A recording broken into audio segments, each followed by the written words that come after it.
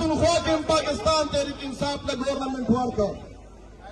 زه دا ایکسپیکټ کوم چې را روان وخت دا د دې زر